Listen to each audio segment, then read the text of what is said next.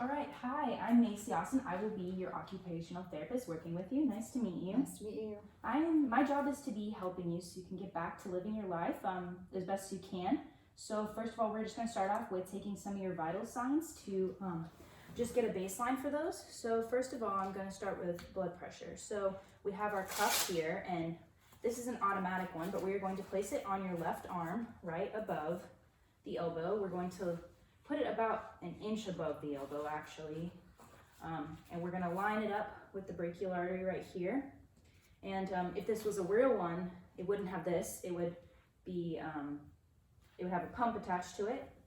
And so I'm going to take my toy stethoscope and put it in my ears, and I'm going to take the bell of it with some 2 fingers, and I'm going to place it on the brachial artery right here. I'm going to be listening for her pulse. And I'm going to, meanwhile, take the pump and screw the cap on so no air can be let out. And then I'm going to pump it up as much as I can so it's nice and tight, inflated around her arm until I can no longer hear any sounds. And then I'm going to slowly let out 2 to 3 millimeters of mercury per second. And as soon as I hear the first noise, I'm going to look at the dial also to see where the pressure, the little meter drops, and that's going to be her systolic pressure. And then I'm going to continue to let out air until the sounds get quieter. And when I hear the last sound, that's going to be the diastolic pressure reading. And then I'm going to just let out all the air so she's not uncomfortable. And then I'm going to go ahead and take this off. And so for today, let's just say your blood pressure is normal. And so that's 120/80. And if it was anything from 120 to 139, we would consider that pre-hypertensive and for the systolic. And then if it was anything from 80 to 89, that would be pre-hypertensive for the diastolic. But your blood pressure is good, so that's good. So next we are going to be taking your temperature. Here I have an oral thermometer, and it's a digital one, so I'll just turn on the button, and then I'm going to just place it under her tongue. And then I'm just going to wait a couple seconds for the reading. The normal temperature is 98.6 degrees Fahrenheit, but there also can be a little bit of a difference in the morning and the afternoon. All right, I think it finished reading. It says 98.5. Yep, so that is the normal temperature. So that is good news as well.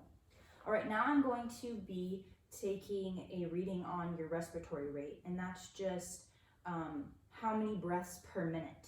So I'm going to be just listening to you breathe, so just go ahead and sit back and relax. And I'm just going to start my timer, and I'm going to listen for 1 minute.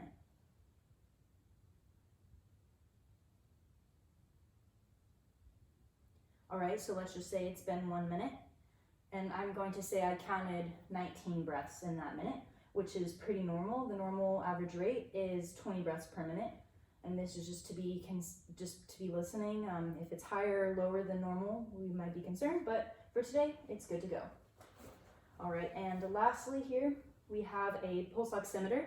And so we are going to be measuring your blood saturation levels in your blood. Yeah, your oxygen saturation levels in your blood. So I'm just gonna go ahead and take your pointer finger and clip this on, and it's going to take a digital reading. And the normal range is 95 to 100% of the saturation. And actually pink nail polish or red nail polish can cause artifact. So I'm just gonna turn it to the side and see if we can, because it wasn't a reading, so we're just gonna do that. But your level says 96, so you are good to go. But sometimes with people, we have to just keep an eye on that also. So the last thing, I said the last thing, but this is the last thing. So now I'm going to be taking your pulse. So I'm going to take your hand just right here, and I'm going to take my first 2 fingers, and I'm going to go ahead and measure your pulse, and I'm going to count how many beats in 30 seconds and then multiply that by 2. So we'll just go ahead.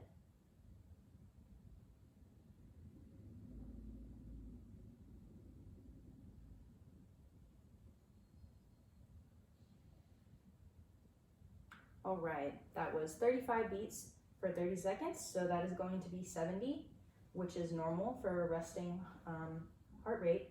So I think that's everything, but so now that we have your baseline information, we can get you started with an evaluation and get you back to normal life and doing what you normally get to do. So thank you so much for your cooperation, and I'll be seeing you again soon. Thank you.